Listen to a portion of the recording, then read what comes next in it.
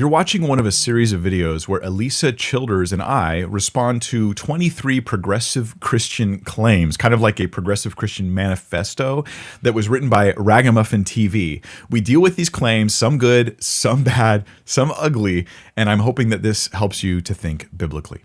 Number 18.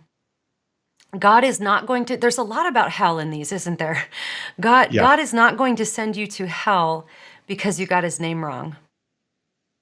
Yeah. So, yeah. And I will, almost as a side note, just because you mentioned there's a lot about hell. Hell's like a spot where there's like a watershed moment. You're going to go one way or the other. Yeah. You will eventually either affirm mankind really is deserving of judgment and God is righteous, or you will have to get rid of hell somehow. Yeah.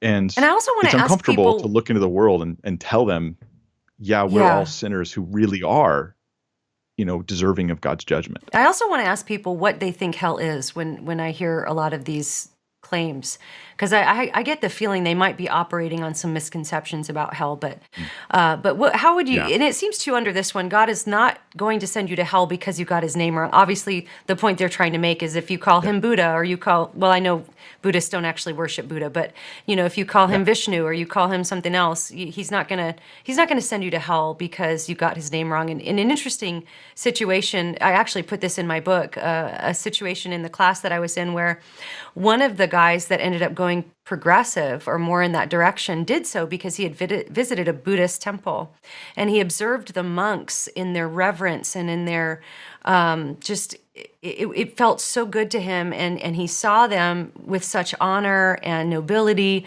bowing and worshiping whatever they were worshiping. And he said, I just can't believe in a God that wouldn't accept that worship. I believe God accepts that worship. And so I think that's what's underneath this question is God's not going to send you to hell because you didn't get his name right. So how would you respond to that? Well, I mean, okay, so again, I can agree with the words, but probably not what they mean by them. Like, thank God, it doesn't matter if you say Jesus or Yeshua or Yehoshua or Jesus or Yesu, don't care. The name's not what's important. The identity is what's important. And the golden calf incident is actually a really good example of this, because when Aaron makes the golden calf and Moses is up, talking to God, and the people are there and he makes an idol. If you look at it in the Hebrew, what he declares to the people is, this is Yahweh who led you out of Egypt. He takes the name of God and puts it on an idol. And to prove that name alone isn't the thing that does it, God still punishes the people for that.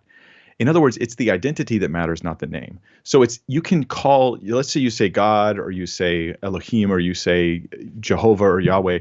That's not super relevant as far as the syllable expressions.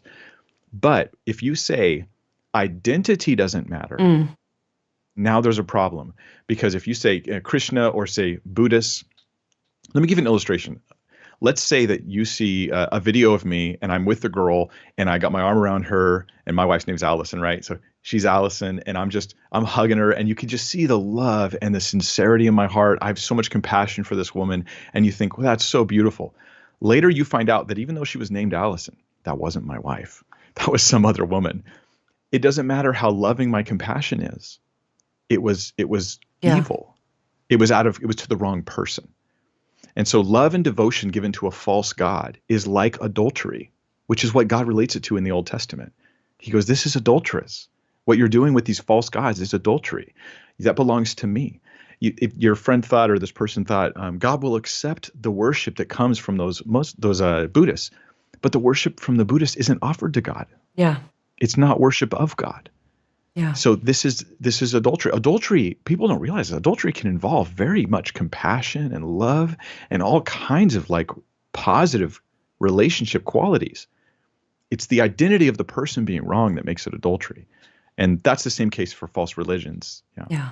I'm going to be putting up one of these videos every single day until the entire series is uploaded on my channel with a playlist, so you might want to subscribe if you want to get those notifications. But if you can't wait, there's links to the 2 video interviews in large form that I already did on Alisa Childers' channel down below.